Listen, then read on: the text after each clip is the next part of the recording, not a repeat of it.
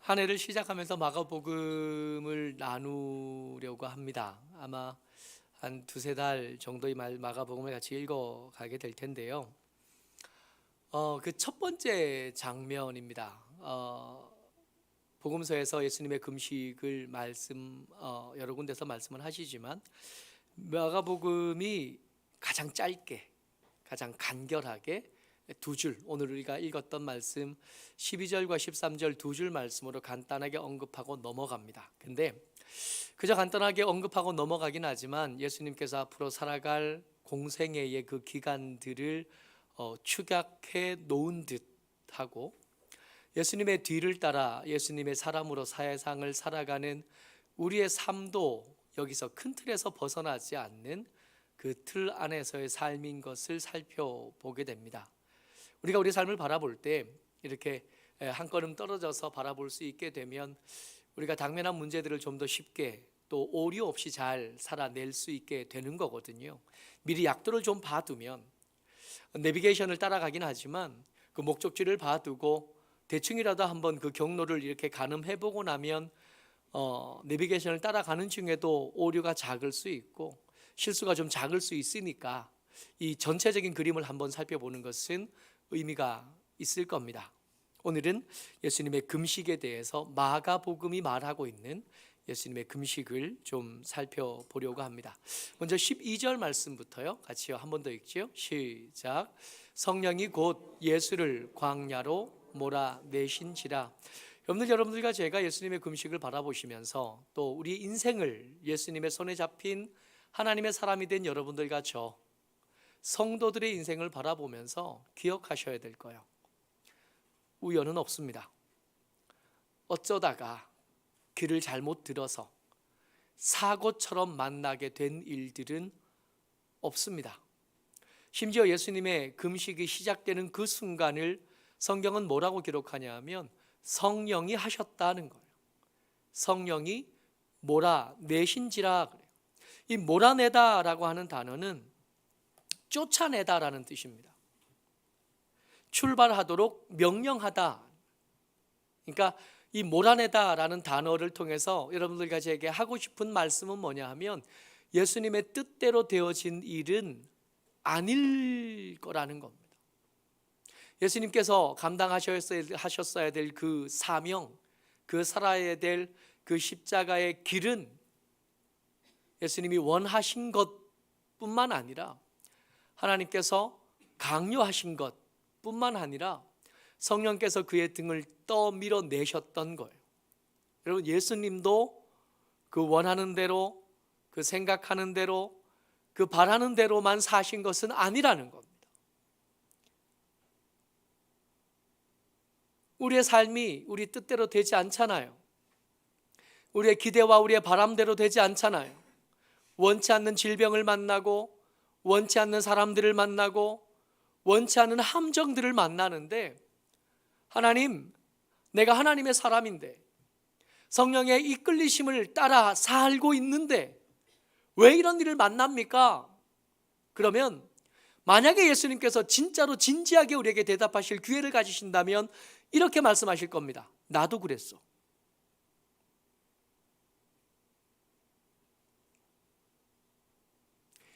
예수님의 공생애가 시작되는 순간에 성령은 예수님의 등을 떠밀어서 광야에 던져버리신 겁니다. 그리고 하려고만 한다면 예수님 거절할 수 있으셨을 텐데, 왜 밀어요? 할 수 있으실 텐데 그렇게 하지 않으셨던, 어쩌면 인생은 그런 거인 줄도 모르겠습니다. 예수님이 그러셨으면 우리야 예수님이 그럴 필요가 있다고 스스로 생각하셨을 뿐만 아니라 성령께서 그 등을 밀어내셔야 될 필요가 있었다면 우리같이 좀 뒤틀리고 우리같이 좀 옹졸하고 우리같이 좀 인색하고 우리같이 좀 잘못된 사람들에게는 이 광야는 피할 수 있는 어떤 것이 아니라 마땅히 감당해야 될 운명 같은 거인 겁니다. 가서 삶을 시작했습니다. 광야의 삶이 시작됐어요. 근데 그 광야에서 시간을 40일이라고 하나님 말씀하신 거예요. 성경은 예수님의 금식은 40일 동안 계속되었다라고 기록합니다. 여러분, 40일이요. 금식하는 시간 40일입니다. 지난 연말에 오니하고 하이가 금식 수련회를 다녀왔어요. 뭐 그렇게 길지 않았어요. 목요일 가서 월요일 날 가서 월요일 오후에 가서 목요일 날 나오는 거였네. 화요일 날 가서 목요일 날 나오는 거였나요? 금요일 날이요? 화이는 목요일 날 나왔는데 화, 수, 목, 금, 그 중에 금식 한 끼니는 이 4일보다 훨씬 작은 거예요. 보호식하는 시간을 지내. 근데 그 짧은 기간의 금식도요, 막상 금식 안에 들어가 보면 생각보다 길어요. 생각보다 길고 생각보다 배고픕니다. 짧은 금식도 그래요. 긴 금식은 덜 할 것 같은가? 아니요, 긴 금식은 더 어려울 것 같은가? 그것도 아니더라고요. 더 긴 금식도 여러 차례 해봤는데 여러분, 언제가 제일 힘드냐 하면 3일째 저녁이 제일 힘들어요. 그때가 제일 배고파. 근데 그때가 지나면 이틀째나 첫날이나 4일째나 5일째나 10일째나 15일이 지나도 그냥 그래요. 근데 그 시간들이 지루합니다. 평소에 우리가 살았던 열흘보다 금식하는 기간 열흘이 훨씬 더 길게 느껴져요. 평소에 지났던 한 끼보다 우리가 못 먹었던 한 끼가 훨씬 더 귀하고 훨씬 더 크고 훨씬 더 엄청나게 엮여지는 거예요. 느낌보다 길어지게 될 거예요. 여러분, 우리가 경험하는 그 광야요, 때때로 그럴 수 있죠. 성령께서 우리를 내몰아서 힘든 시간, 고통의 시간, 어려운 시간을 보내게 하실 수 있습니다. 근데 그 시간들이 우리에게 큰 충격으로 다가오는 것은 우리가 느끼기에 그 시간들이 평소보다, 우리가 그냥 하루하루 살아냈던 시간보다 훨씬 더 길고 훨씬 더 무겁게 느껴지기 때문입니다. 이럴 때 위로가 되는 말씀이 있어요. 거의 하나님의 말씀에 얼추 비깁니다. 국방부 시계는 거꾸로 매달아 놓아도 가요. 지나갑니다. 김창옥 씨가 그러더라고요. 솔로몬이 반지에 그 글을 새겼다면서요. 우리가 유명한 잘 아는 그거, E로 시작하는 그거, 24K. 이 또한 지나가리라. 아무리 무겁게 느껴져도, 아무리 어렵게 느껴져도, 여러분, 예수님의 금식은 40일 동안이었습니다. 끝날 일이고 지나갈 일이라는, 여러분, 우리에게 닥친 일들 다 그렇습니다. 지나갈 겁니다. 우리가 힘들게 여기고 어렵게 여기겠지만 정해진 날짜는 반드시 다가오고, 또 우리가 닥친 어려움들은 주의 섭리 안에서 반드시 지나가게 될 겁니다. 예수님이 그 일을 피하지 않으셨고 감당해내셨던 것처럼 우리도 이 일들을 피하려고 할 것이 아니라 감당해내고, 감당해내는 중에 힘이 모자랄 테니 하나님, 우리가 힘이 부족합니다. 우리는 예수님 같지 않습니다. 40일을 버틸 수 없습니다. 도우시고 붙잡으시라고 하나님이 몰아내지 않으셨냐? 내가 원한 일도 아니고 내가 원한 길도 아니고 내가 기대한 방법도 아니지 않냐고 하나님이 몰아내셨으니 이 시간을 보낼 힘도 하나님이 주셔야 하지 않겠냐고 그렇게 말하면서 이 시간을 지나는 것, 이게 지혜인 줄을 믿습니다. 2024년이 시작되고 이제 두 번째 주일 예배를 드리는데 여러분, 그렇게 다르지 않죠?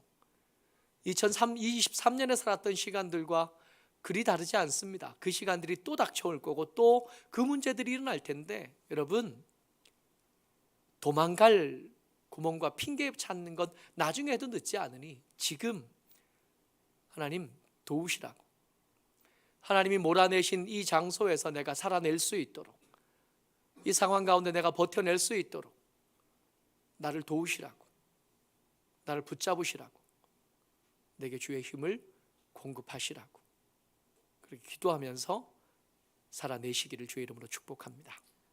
시험은 계속됩니다. 정말 뜻밖의 사탄이 등장한다는 거예요. 여러분, 성령께서 주도하시는 시간입니다. 성령께서 주도하시는 시간이고 성령께서 주인된 시간이세요. 근데 그럼에도 불구하고 성령이 주도하는 그 가운데 사탄이 조연으로 출연하는 거예요. 그 안에 사탄의 시험이 있습니다. 여러분, 사탄의 시험의 내용들을 우리가 기억하잖아요. 그 간절했던 빵을 들고 찾아오는 거예요. 그 위험한 곳에 올려놓고 뛰어내려 보라 말하는 거예요. 한 번만 저라면 이라고 유혹하는 거예요. 두려운 것, 그리고 두려움보다 무서운 유혹, 그리고 아무리 간절히 바라도 얻을 수 없는 그 간절함을 가지고 우리에게 찾아오는 거예요. 여러분, 예수님의 광야의 40일은 우리 인생과 그렇게 닮았습니다. 간절하게 얻고 싶었으나 끝내 얻지 못할 것 같은 그것들이요. 그 건강함, 그 부유함, 그 높은 자리, 그 편안한 시간들, 그 안락한 것들, 그 기름진 것들, 그 부드러운 것들, 우리가 간절히 원했던 그것들 끝내 얻지 못하는 시간들, 수많은 위험들이 계속해서 반복해서 다가오는 겁니다. 뛰어내려 보라고. 성경에 일어났던 그 수많은 기적들이라면 널 살려내지 않으시겠냐고. 바다를 갈라내신 하나님이시라면, 태초부터 한 번도 드러난 적이 없던 그 길을 드러내시는 하나님이시라면, 광야에서 만나를 내려서 그 백성들을 먹이신 하나님이시라면 얼마든지 널 살릴 수 있지 않겠냐고. 한번 뛰어내려 보라고. 그 위험한 것들이 우리 삶에 끊임없이 반복되어지는 그 치밀하고 치명적인 유혹이 우리 삶의 끝까지 우리를 포기하지 않고 끈적한 것으로 우리에게 들러붙어 있는 거예요.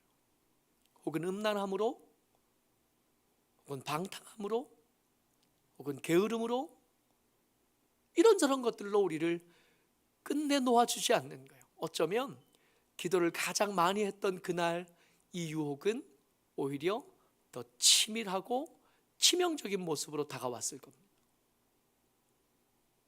가장 크게 감동이 되어지고 가슴이 먹먹할 만큼 은혜를 받은 그날, 어쩌면 이 끈적거리는 유혹은 우리에게 더 가까이, 내 기도하는 자리 그 옆에까지 와서 나를 간지리고 있었을 겁니다. 그래봐야 소용없다고. 차라리 이럴 시간에 다른 일을 하는 게 낫지 않겠냐고. 그렇게 기도해봐도 하나님 꿈쩍도 안 하신다고. 예수님의 광야 40일은 이 위험한 것과 이 끈적거리는 유혹과 얻지 못하는 간절한 것들로 이렇게 채워져 있었던 겁니다. 말씀을 준비하고 묵상하면서 제일 깊게 와닿았던 것들은 사실은 예수님의 금식, 예수님의 광야 생활에 들짐승과 함께 했었다 하는 말씀이에요. 들짐승이 함께 있었대요. 그래서 여러 가지 책들을 찾아봤더니 어떤 신학자들은 이 들짐승과 함께 있는 모습이 마치 에덴 동산과 같다 그러더라고요. 태초에 에덴 동산에 아담과 하와가 그 말씀 안에 여전히 있을 때, 하나님의 긍휼과 은혜 안에 그 사랑하심 안에 여전히 있을 때만 해도 그 짐승들은 아담의 무릎 아래에 있었습니다. 아담의 지배를 받고 있었고 아담의 통치를 받고 있었죠. 그래서 아담에게 찾아와서 아담이 주어지는 이름을 그들이 받고 인정하고 그 이름을 받아 가지고 돌아가는 일들이 아담이 에덴 동산에서 했던 일인 거예요. 머릿속에 떠올려 보면 옷을 입고 있지 않은 남녀 한 쌍이 에덴 동산에 앉아 있고 부드러운 바람이 불어오고 따뜻한 해가 비치고 있을 때 수많은 동물들이 그 주위에서 그가 불러주기를 기다리고 있는, 그가 불러줄 이름을 기다리고 그 이름으로 내 운명을 삼고 내 정체성을 삼는 일들이 그 동산에서 벌어진 겁니다. 과연 그런가? 그럴 수 있겠다 싶어요. 사탄의 시험이 있었고 메마른 곳이긴 하나 예수님이니 창조주가 거기 계시니 그곳은 마치 에덴 동산과 같았겠다. 근데 이런 해석만 있는 게 아니라 한편으로 어떤 해석이 있냐면 예수님이 앞으로 살아갈 그 공생의 기간들을 의미하는 거다. 그의 말을 곡해하는 자들과 만날 거고, 그의 말을 오해하는 자들과 만날 거고, 그를 음해하는 자들을 만나게 될 거다. 아무리 말해도 들으려고 하지 않고, 아무리 말해도 그 곧들이를 잡아 흠잡으려고 하는 사람들을 만나게 될 거다. 마치 짐승 같은 것들을 만나게 될 거다. 문제는 그 짐승 같은 것들을 예수님이 끝내 포기하지 못하신다는 거예요. 오해하는 자들에게 계속 말씀하실 거고, 곡해하는 자들에게 계속 찾아가실 거고, 그를 음해하는 자들에게 계속 빌미를 제공하실 겁니다. 안식일에 안진뱅이를 일으키실 거고, 안식일에 죽은 사람을 살리실 거고, 안식일에 걸어가실 거고, 안식일에 굳이 하나도 하지 않아도 될 그 일들을 하나하나 그들의 눈에 거슬려가면서 그 일을 하실 거예요. 혹시라도 그 중에 하나라도 혹시라도 그 귀를 기울여 그 말씀을 듣고 곡해 없이 오해 없이 그 삶을 봐주기를 기다리시는 그 기다림이 계속되어질 거라는 거예요. 여러분, 우리가 성도로 삶을 살아가다 보면 우리를 향하여 곡해하고 오해하고 음해하는 사람들을 끊임없이 만납니다. 우리의 믿음을 조롱거리로 삼고 우리의 헌신을 우스꽝스러운 것으로 여기는 사람들을 만나게 될 겁니다. 하나님, 내가 믿음으로 살면 살수록 사람들이 나를 우습게 보고 호구로 삼습니다. 하나님, 내가 믿음으로 내 삶을 결정하면 결정할수록 사람들이 나를 만만하게 보고 나를 우습게 여깁니다. 그럼 하나님 대답하실 거예요. 우리 예수님 대답하실 거예요. 나도 그랬어. 그래도 나는 그들을 포기하지 않았고 그들을 떠나지 않았다. 그렇게 말씀하십니다.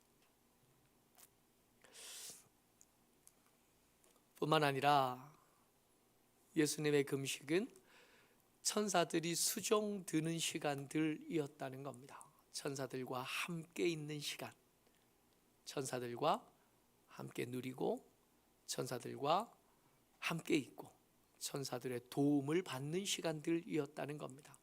여러분, 금식하는 자리가 아니었다면, 우리가 믿음을 선택하고 믿음 안에 하나님께서 몰아내신 그 광야에서 버티는 시간들이 아니었다면, 여러분, 천사들이 우리를 수종들 이유가 있을까요? 수종들 게 아니라 회초리를 들었어요. 우리가 성령께서 몰아내신 그 자리를 벗어나려고 한다면 천사는 우리를 향하여 수종들 게 아니라 매를 들고 찾아와서 여기가 맞냐? 네가 있어야 될 자리가 여기가 옳은 거냐?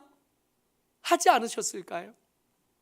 우리가 울면서 부르짖으면서 그 자리에 여전히 그 자리를 지켜내고 그 짐승 같은 것들과 함께 엉겨붙어서 어떻게든 믿음을 지켜내려고 몸부림치고 있으니까 그 약함을 돕고 싶어 하시고 그 저는 다리를 붙잡아주고 싶어 하시고 그 주눅든 어깨를 부추겨 세우고 싶어 하시니 천사들이 거기 같이 계시는 거 아닐까요?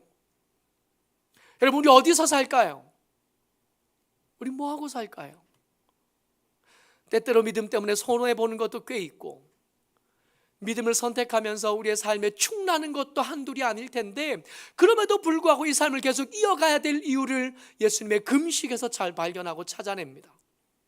예수님의 금식이 40일이었던 것처럼 날이 정해 있었고 정해진 시간이 끝나면 상황이 바뀔 것인 것처럼 우리의 광야에서 사는 것 같은 인생도 끝이 있을 겁니다. 끝이 다가올 거고, 그 끝이 나면 상황은 달라지게 될 거고, 그동안 보이지 않는 것에서 우리를 수종들었던 천사들이 하나님에 가서 이렇게 말할 겁니다. 저가 얼마나 충성스러웠는지, 저가 약한 중에 얼마나 애쓰고 얼마나 울어가면서 그 일을 감당했는지 하나님 앞에 가서 말해 주는 날들이 반드시 올 겁니다. 기억해야 될 것은 이렇게 시작한 예수님의 공생에는 성공했다는 거예요. 그의 인생은 승리로 맞춰졌다는 겁니다. 실패하지 않았고, 좌초하지 않았고, 파선하지 않았다는 겁니다.